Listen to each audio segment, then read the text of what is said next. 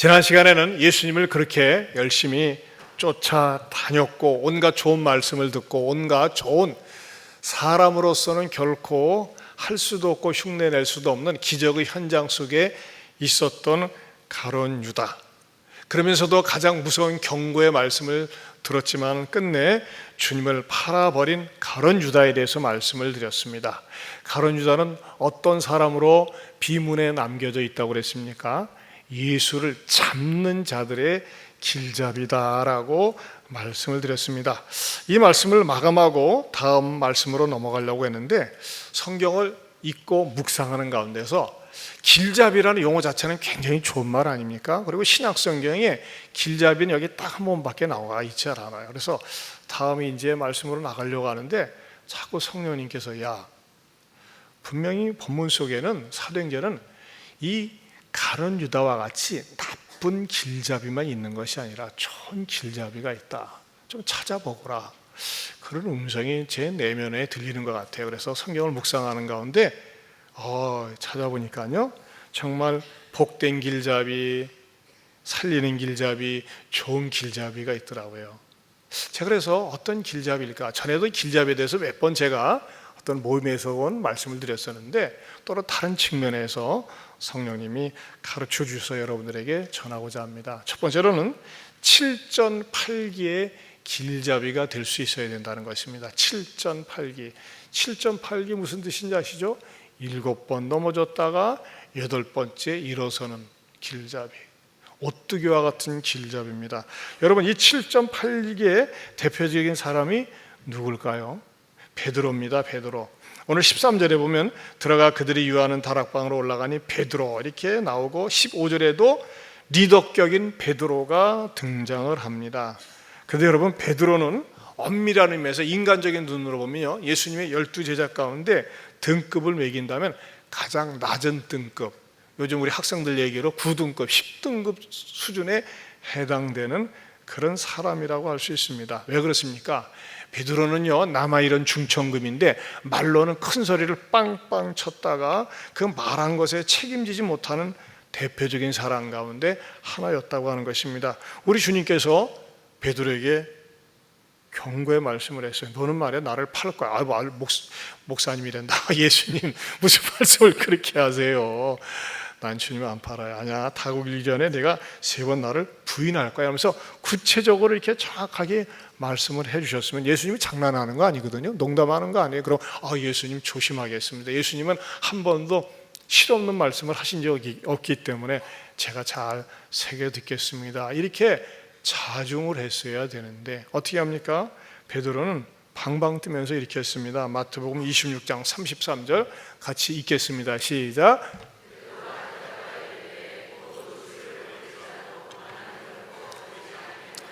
모두 줄을 버릴지라도 나는 결코 버리지 않겠나이다. 여기서 뭐가 등장합니까? 베드로의 허풍이 드러납니다.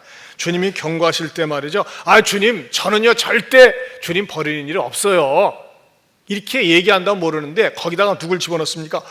모두 줄을 버릴지라도, 이것들 다 줄을 버린다 할지라도 나는 안 버립니다 하면서 큰 소리를 쳤습니다. 자기는 주님께 대한 의리가 있다고 하는 것을 강조하면서 마침내 다른 사람을 짓누르면서 비교하면서 나는 주님을 배우인하지 않겠다, 큰 소리치는 이율배반적인 큰 소리를 쳤습니다. 그런 그가 막상 예수님께서 붙잡혀서 끌려가실 때는 어떻게 따라갔습니까? 멀찌감치 숨어서 비겁하게 따라갑니다. 그리고 마침내 예수님께서 신문을 받는 자리에 계셨을 때 그는 어떻게 합니까? 응원하는 사람도 변호인으로도 증인으로도 서질 않고 구경꾼으로 어이 추워 하면서 불을 쬐면서 구경하고 있었습니다. 그때 아저씨 내가 많이 봤다. 얼굴 되게 익숙한데 저 예수 따라다니던 사람인데 하면서 말이죠, 손가락 쿡 치니까 뭔 소리야, 무슨 쓸데없는 소리야 하면서 저쪽 자리를 피하는데 악착같이 쫓아와가지고서 아니 당신은 말이지 예수와 한패래니까 내가 분명히 봤다니까 이렇게 얘기할 때 베드로가 뭐라고 합니까? 마태복음 26장 72절에서 74절 같이 보겠습니다. 시작. 베드로가 나는 그 사람을 알지 못하노라 하더라. 너도 진실로 그 도당이라. 내 말소리가 너를 표명한다거늘 그가 저주하며 맹세하여 이르되 나는 그 사람을 알지 못하노라 하니 곧 닭이 울더라. 여러분, 성경에서요, 나는 그 사람을 몰라 하는 수준 이렇게 점잖게 얘기하지만 거기에 뭐가 있어요? 저주했다고 그랬어요. 저주는 온갖 악담과 막말이 있었을 거예요. 근데 악담과 막말은 왜 안 기록을 해놨을까요? 아마 베드로의 체면을 생각해서 뺐던 것 같아요. 그러나 분명한 것은 저주는 말이죠, 남이 들을 때 소름 끼치는 말 아니겠어요? 그런 저주를 했던 사람입니다. 한마디로 베드로는 정말 배은망덕한 저질적인 인간입니다. 어떻게 보면요, 죄질로 따져서는 베드로를 목매달아 죽여야 됩니다. 그렇지 않습니까? 그런 악한 죄를 저지른 자가 베드로입니다. 베드로는요, 공개적으로 예수를 부인하고 저주하고 맹세까지 했어요.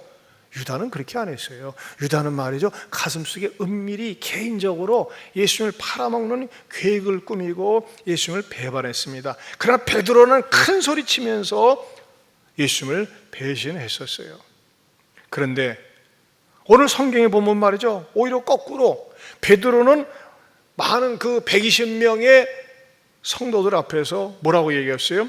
유다의 죽음을 평가하고 있어요. 여러분, 이런 모순이 어디 있습니까? 어느 정도로까지 평가하고 있습니까? 16절을 보세요. 16절 같이 보겠습니다. 시작. 이 사람이 불의의 삭수로 밭을 사고 후에 몸이 죄송합니다. 16절은 18절. 죄송합니다. 18절 시작.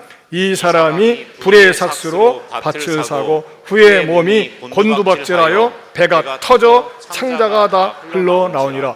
끔찍합니다. 근데 말이죠, 사람이 목매달아 자살을 해가지고 죽으면 이렇게 됩니까? 꼭 그렇지는 않아요. 결코 실습할 필요는 없습니다. 위험한 일이고 이건 죄입니다. 그러나 일반 성경학자들이 그래요. 목을 매달았는데 하도 많이 먹으니까 툭 떨어졌는데 날카로운 돌멩이에 떨어져서 몸이 부딪히면서 창자가 터져 나왔다. 한마디로 무슨 죽음을 얘기하는 겁니까? 저주받은 죽음, 비참한 죽음을 이야기하고 있는 것입니다. 여러분, 이런 얘기를 베드로가 이야기하고 있습니다. 베드로는 오히려 큰 죄를 졌는데, 그렇다면 말이죠, 누구의 말대로 역사는 힘 있는 자의 것입니까? 그렇지 않습니다. 그것은 오해입니다. 그러면 어떻게 이것을 받아들여야 됩니까?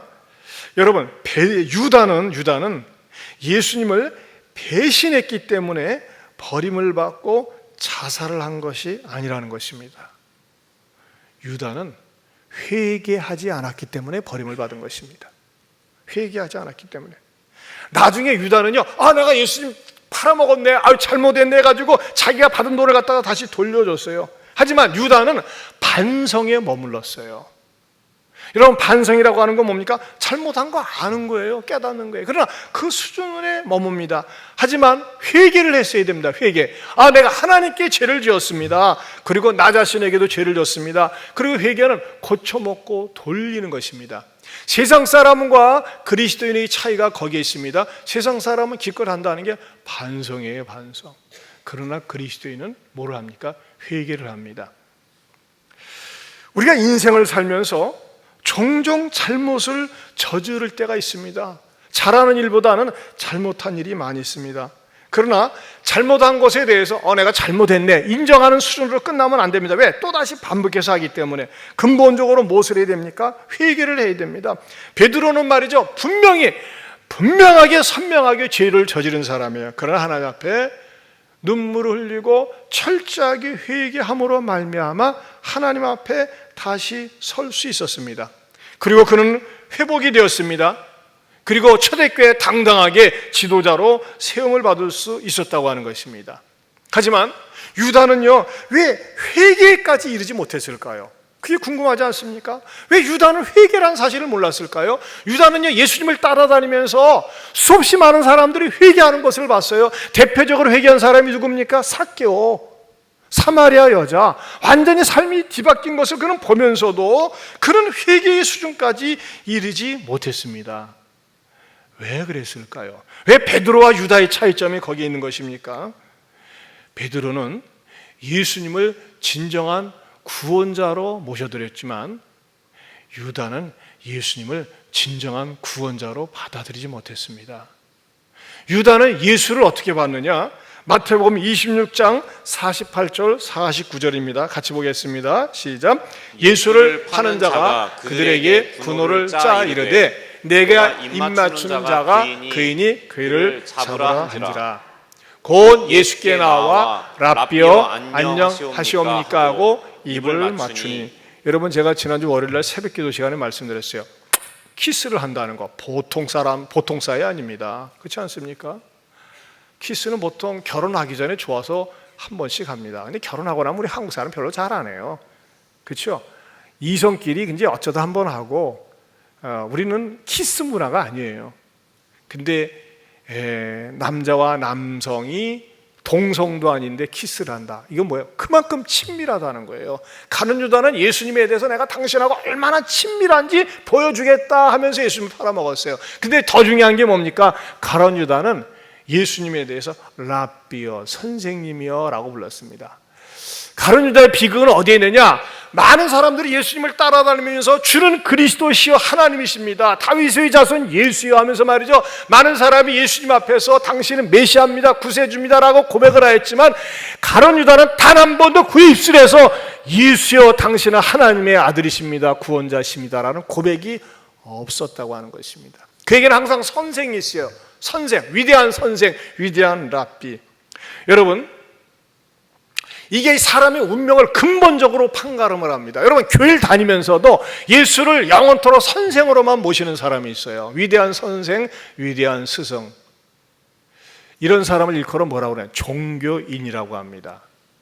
여러분, 종교인하고 신앙인하고 다릅니다. 저는 기독교를 일컬어서 개인적으로 종교라고 얘기하는 것에 대해서 불편하게 생각합니다. 왜? 다른 모든 종교가 비슷비슷하지만 기독교는 비슷하지 않습니다. 기독교는 절대적입니다. 모든 종교의 교주들은 사람이지만 예수 그리스도는 사람이면서 완전하신 하나님이기 때문에 그렇습니다. 근데 많은 사람들이 교회를 다니면서도 여전히 예수를 갖다가 그냥 위대한 스승 정도로 봅니다. 그 사람 가운데 한 사람이 바로 가룟 유다였습니다. 가룟 유다는 예수를 위대한 스승으로 봤어요. 여러분, 종교인은 무엇을 가지고 믿는지 아십니까? 자기를 위해서 믿습니다. 내가 건강 낳기 위해서, 출세하기 위해서, 성공하기 위해서, 신이 나를 좀 지켜주기 위해서, 내 안정과 안보를 위해서, 내가 모아놓은 물질을 잘 지키기 위해서, 직장이 안정되기 위해서, 건강하기 위해서, 자기를 위해서 믿습니다. 이게 종교인이에요. 여러분 가운데 그런 분 계실지 몰라요. 교회를 다니면서도 하나님이 내 삶을 지켜주고 축복해 주기 위해서 나를 위해서 믿는 거예요. 그렇지 않습니까? 종교인입니다. 신앙인은 그렇지 않습니다. 하나님을 위해서 믿습니다. 하나님을 위해서 믿어요. 하나님을 위해서 믿는 사람은 어떤 사람입니까? 자기가 하나님 앞에 죄를 지었을 때 내가 이것은 하나님 앞에 죄를 진 것입니다, 하나님 내 죄를 용서해 주세요 하면서 그 진 죄에 대해서 회개하고 다시는 그 반복되게 죄를 지으려고 하지 않습니다. 그리고 그의 마음속에서 하나님의 영광을 위해서 살고자 하는 의욕이 있습니다. 그리고 주께서 말씀하시면 순종하고, 주께서 가라 하시면 가고, 주께서 서라 하시면 서려고 하는 주님의 말씀을 자기 삶 속에 절대적인 권위를 둡니다. 그러나 종교인은 주님 말씀에 절대 권위를 두지 않습니다. 목사가 아무리 설교를 잘해도 당신 이야기일 뿐이고 내 주관이 뚜렷합니다. 왜? 나를 위해서 믿기 때문에. 혹시 여러분 가운데 종교인 계세요? 굉장히 고생 많이 하는 겁니다. 수고 많이 하는 겁니다. 그러면서 잘못하면 구원받지 못할 수도 있습니다. 그러나 신앙인은 어떻습니까? 내가 하나님을 떠나 살았던 죄, 주님을 배신하고 살았던 죄, 주님을 외면하고 살았던 죄도 죄에 대해서 아파합니다. 그리고 회개합니다. 그리고 주님 앞에 도움을 구합니다. 이것이 기독교 신앙인입니다. 저는 여러분들이 신앙인들이 될 수 있기를 축원합니다. 베드로는 여러 차례 넘어졌습니다. 정말 어떻게 보면 베드로의 목을 달아내야 될 정도로 베드로는 악질적인 죄인입니다. 그러나 그는 하나님 앞에 철저한 죄인임을 깨닫고 회개하고 7전8기로 일어설 수 있었습니다. 여러분, 우리들 가운데 그런 분이 있어요. 옛날에 주님을 믿었다가 방탕하고 방황하고 곁길로 나갔다가 내 멋대로 내 마음대로 살았다가 다시 복음을 듣고 전도자를 만나서 예수 믿고 이렇게 성가대 선 분도 계시고, 얼마나 이쁘고 감사한지 몰라요. 이분들은 뭐예요? 베드로처럼 7.8기를 따라가는 사람들의 7.8기의 길잡이에요. 당신이 실패했어도, 당신이 신앙생활을 옛날에 하다 그만뒀어도 저를 보세요. 저도 넘어질 때가 많이 있었어요. 그러나 다시 예수님 의지하고 일어섭니다. 이렇게 고백할 수 있는 여러분들이 될 수 있기를 축원합니다. 이게 7.8기의 길잡이에요. 여러분 가운데서 자주 넘어집니까? 실패합니까? 여러분, 저는 그런 의미에서 이 찬양이 좋습니다. 우리는 주님을 늘 배반해요. 그러나 내 주에서 여전히 날 부르사 그 참되신 사랑을 베푸신다는 것입니다. 우리 찬양 한번 불러보겠습니다.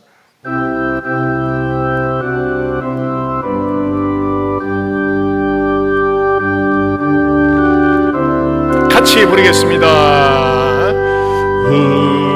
우리는 주님을 늘 배반하나 내 주 예수 여전히 날 부르사 그 참되신 사랑을 베푸시나니 내 형제여 주님을 고따르라 주 널 위해 비네 주 널 위해 비네 주 널 위해 비네 항상 1절만 다시 한번 부릅니다. 우리는 주님을 늘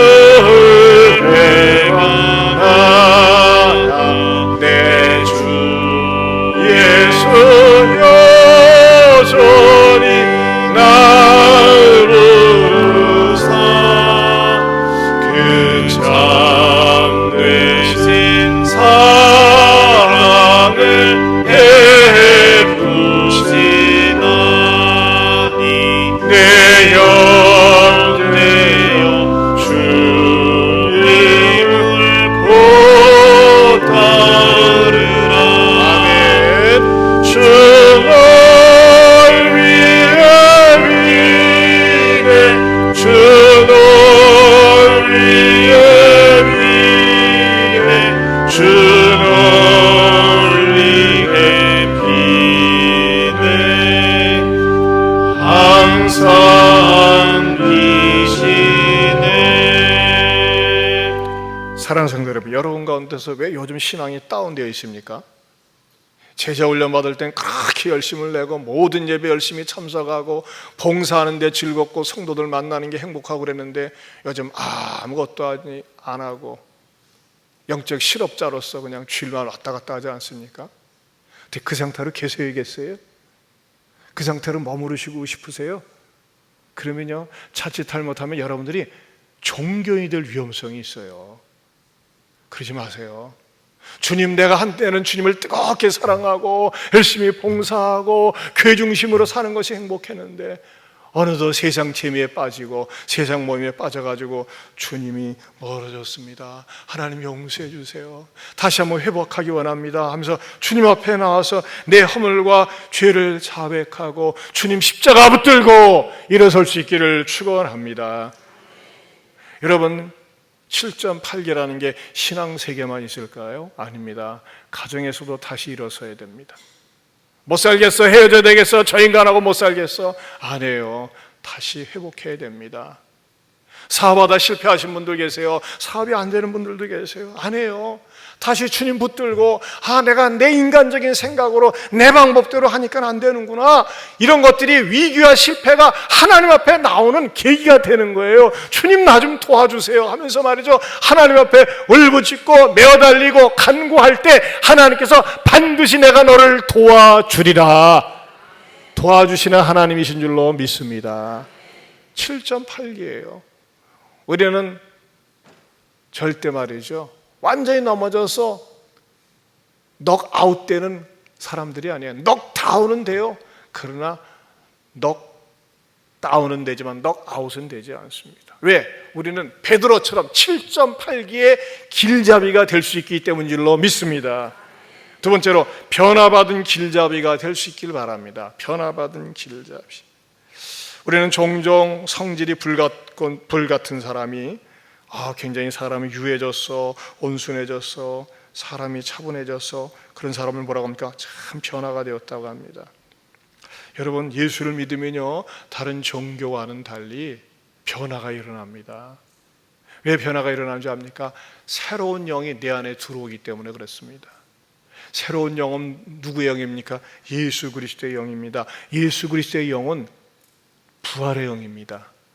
나의 죄를 위해서 십자가에 죽으시고 나를 의롭게 하기 위해서 살아나신 부활의 영이 내 안에 들어오는 것입니다. 그 부활의 영이 내 안에 들어오는 사람은요, 기질도 성품도 인간성도 바뀌게 되는 것인 줄로 믿습니다.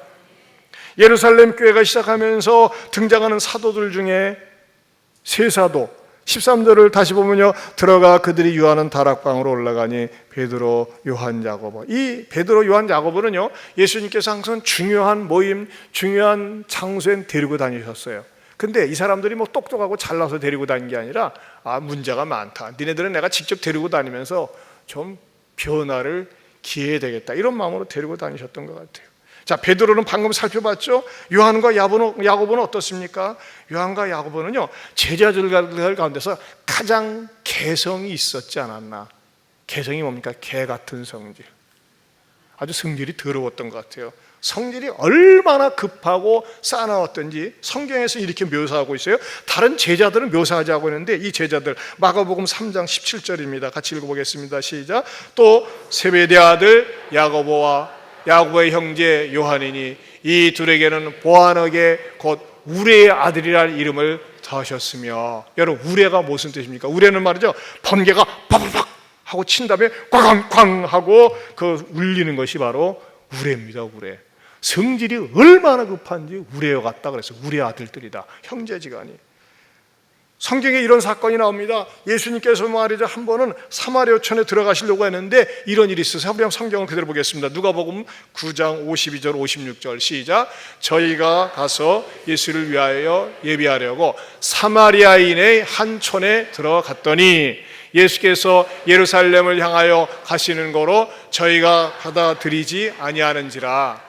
제자 야고보와 요한이 이를 보고 가로되 주여, 우리가 불을 명하여 하늘로 쫓아내려 저희를 멸하라 하기를 원하시나이까? 예수께서 돌아보시며 꾸짖으시고 함께 다른 촌으로 가시니라. 무슨 말이에요? 사마리아는 말하자면 유대인들하고 서로 잘 상종하지 않는 그런 집단이에요. 그런데 예수님은 그 말도 가서 전도하려고 하니까 다 거절을 했어요. 그러니까 뿔 따고 하나가지고 저것들 봐, 감히 우리 예수님을 몰라보고 저렇게 가로막고 하면서 이 야고보와 요한이 주님은 능히 하시죠. 하늘에 불을 명해가지고 저걸 싹고 살라버려, 그냥 태워버려, 그냥 심판 좀 하게요. 그렇게 요구를 하는 거예요. 복수를 하라 이거예요. 우리를 거부하니까. 한마디로 얘기하면 제자들의 갑질입니다. 갑질. 그때 예수님께서 뭐라고 그랬어요? 그런 못을 나가면서 엄하게 책망을 하셨습니다. 이렇게 자기네들을 좀 막는다고 그래서, 자기네들의 장애가 된다고 그래서 말이죠, 물리적인 행동으로 예수님의 그 권세를 이용해서 말이죠, 상대방을 갖다가 처치하려고 하는 이런 잔인한 마음이 있을 정도로 야고보와 요한은 성격이 거칠고 싸납고 급한 사람이었습니다. 그런데 시간이 지나면서 어떤 일이 일어납니까? 야고보는요, 양처럼 온순하게 주님의 말씀을 받아들이고 순종하면서 사도행전에서 최초의 칼 맞아 죽는, 칼에 순교를 당하는 순교자가 됩니다. 그는 얼마든지 거부할 수 있었습니다. 그러나 그는 순교를 받아들입니다. 그리고 요한은 어떤 인물입니까? 제가 몇 주 전에도 말씀드렸지만 예수님의 어머니 마리아를 평생 동안 모시고 삽니다. 예수님의 어머니 마리아는 어떻다고 그랬어요? 굉장히 와일드한 분이세요. 오죽했으면 그 예수님의 동생들 6남매가 아무도 못 맡았겠어요. 그러니까 요한에게 맡겼잖아요. 여러분, 거친 어머니, 나이 드신 어머니를, 남의 어머니를 갖다 내 어머니로 섬기려고 하니까는 얼마나 어려운 일이 많이 있었겠어요. 근데 그러면서 요한은 자기가 다듬어지고 자기가 말이죠, 쌓아놓았던 자기가 사랑의 사람으로 바뀝니다. 그래서 요한이 했던 유명한 사랑의 말씀이 뭡니까? 요한일서 4장 7절 시작. 사랑하는 자들아 우리가 서로 사랑하자. 요한일서 4장 12절 어느 때나 하나님을 본 사람이 없으되 만일 우리가 서로 사랑하면 하나님이 우리 안에 거하시고 그의 사랑이 우리 안에 온전히 이루어지느니라. 그 다음에 요한일서 4장 20절 누구든지 사랑하노라 하고 그 형제를 미워하면 이는 거짓말하는 자니 보는 바 그 형제를 사랑하지 아니하는 자는 보지 못하는 바 하나님을 사랑할 수 없느니라. 여기 하나님은 사랑이시라, 이것도 요한이 성경을 통해서 한 말씀이에요. 이렇게 요한은 사랑의 사도가 되었습니다. 여러분, 일반적으로 성질 급하고 막말하는 사람이 사랑한다? 어렵습니다. 그런 사람은 사랑이 아니라 상처를 많이 줘요. 그런데 이 사도 요한이 사랑의 사도로, 사랑의 사람으로 바뀌면서 최장수, 최고령 사도가 되었습니다. 사랑하는 성도 여러분, 예수를 잘 믿는다는 것은 무엇일까요? 성품이 바뀌는 겁니다. 어떤 사람은요, 예수를 믿으면서도 성품이 잘 안 바뀌는 사람이 있어요. 처음처럼 바뀌질 않아요. 교회 와서 예배 드릴 때는 거룩하고 성도들끼리 얘기할 때는 거룩한 것 같은데 집에 와서 막말을 하고 싸나운 말을 하고 조금 어떤 이해관계에 억울한 말을 들으면 견디질 못하고 성질을 불끈불끈 내고 거친 말을 하고 욕을 합니다. 그 사람 아직 주님의 성품이 그 사람의 마음에 자리 잡고 있지 못한 사람입니다. 예수를 정말 믿으면 어떤 일이 일어날까요? 먼저 죽는 사건이 일어납니다. 내가 그리스도와 함께 십자가에 못 박혔나니 그런즉 이제는 내가 사는 것이 아니요 오직 내 안에 그리스도께서 사는 것이라. 이제 내가 육체 가운데 사는 것은 나를 사랑하사 나를 위하여 자기 몸을 버리신 하나님의 아들을 믿는 믿음 안에서 사는 것이라.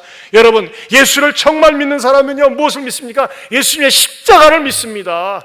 나의 죄를 위해서 예수님이 십자가에 못 박혀 죽으셨습니다. 그리고 나를 의롭게 하기 위해서 예수님이 부활하셨습니다. 부활하신 주님, 십자가에 죽으시고 부활하신 주님을 받아들입니다. 그 사람의 마음속에 어떤 일이 일어날까요? 그 주님을 받아들이니까요 거룩한 사랑의 영이 싹트게 됩니다. 내가 인간적인 기질과 성품으로는 절대 참을 수가 없는데 예수님의 영이 내 안에 자리를 잡고 있다 보니까 어떻게 됩니까? 살리는 영이 되는 것입니다. 예수님의 영은 살리는 영입니다. 살아계신 영입니다. 왜? 부활하셨기 때문에.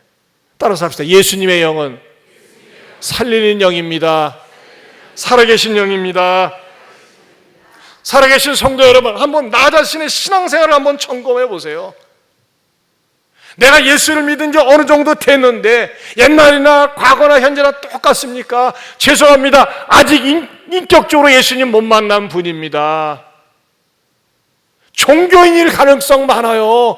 입에만 예수가 붙어 있어요. 마음속에는 예수님이 없어요.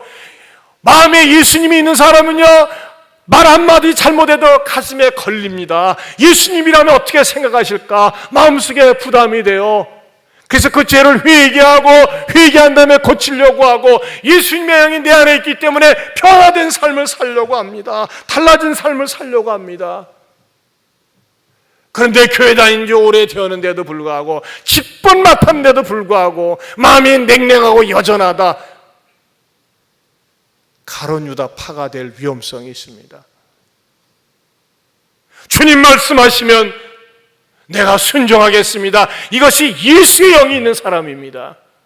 사랑하는 성도 여러분, 어떻게 살기를 원하십니까? 나를 위해 십자가에 죽으시고 부활하신 예수님의 영을 받아들이시기를 축원합니다. 종교인은 뭐라고 그랬어요? 나를 위해서 믿는다니까요. 하나님 나 좀 잘 되게 해주세요. 항상 나. 신앙인은요 나가 아니에요. 예수님 중심이세요. 주님이라면 어떻게 할 것인가? 그리고 예수님의 영이 내 안에 들어오길 원합니다. 그리고 성령의 충만함을 원합니다. 예수의 영은 성령의 영입니다. 성령이 하나님의 영입니다.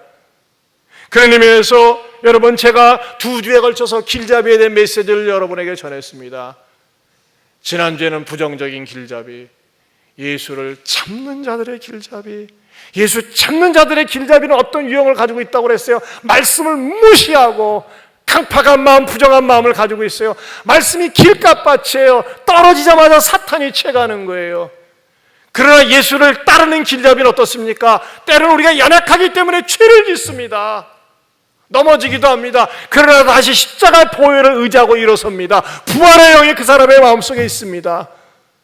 다시 일어서려고 하는 의욕을 갖습니다. 부활의 영은 어떤 영입니까? 미워하고 싫어하고 증오하는 영이 아닙니다. 사랑의 영을 갖습니다. 섬기며 살고 싶습니다. 하나님께서 주신 두 손 두 발을 가지고 내가 어떻게 하면 주님을 섬길 것인가, 이웃을 섬길 것인가 하는 마음을 가졌습니다. 이런 마음을 갖습니다. 여러분, 우리는 예수를 따르는 자의 길잡이가 될 수 있기를 축원합니다. 예수를 따르는 자의 길잡이는 가정의 디딤돌의 길잡이입니다. 전도의 문을 여는 길잡이입니다. 예수를 여는 길잡이입니다. 주님 섬기는 손의 길잡이입니다. 이런 길잡이가 될 수 있기를 주님의 이름으로 축원합니다. 축원합니다.